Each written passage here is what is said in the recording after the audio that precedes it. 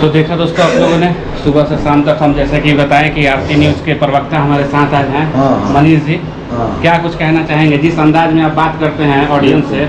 बिल्कुल, हम लोग लगातार अपने माइक और कैमरा से लगातार फोकस करते रहते हैं, बहुत अच्छा लगता है। और हम 2 दिन से लगातार कवरेज में नाइट और डेन में है। खेसारी जी के जन्मदिन में थोड़ा गला फंसा हुआ है। मैं बहुत बड़ी खबर दिखाने वाले हैं और बहुत बवाल खबर होगा, आप तुरंत जाएगा चैनल पर।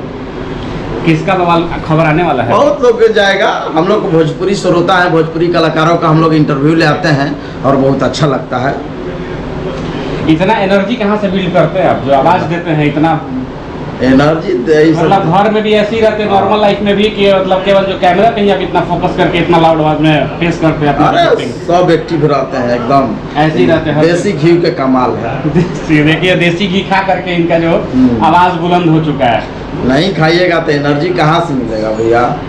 हम लोग का जो भोजन पर ही एनर्जी आता है, कोई हवा पीकर तो नहीं आते हैं हम लोग। हमारे चैनल के जो देखने वाले हैं और सुनने वाले हैं, इनके लिए कुछ कहना चाहेंगे? बिल्कुल, के लिए क्या कहना चाहेंगे? बिल्कुल, जितने ब्लॉग्स देख रहे हैं बहुत बहुत स्वागत है।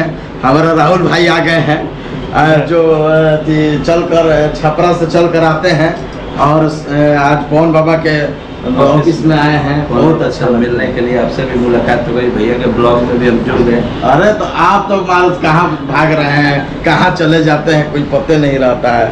और बहुत अच्छा लगता है, जितने श्रोता हमारा देख रहे हैं, भोजपुरी समाज देख रही है, बहुत अच्छा लगता है। आप लोग इनको चैनल को सब्सक्राइब कर दीजिए, घंटी बजाइए, ताकि इनका भी मनोबल ऊपर हो जाए, बुलंद रहे। स्ट्रगल किया जाता है दोस्तों आप लोगों के लिए, और हमारा कोशिश हमेशा रहेगा, अगर लोग कर्म करते हैं फल देने वाला दर्शक है। चलिए बहुत बहुत धन्यवाद, बहुत अच्छा लगा।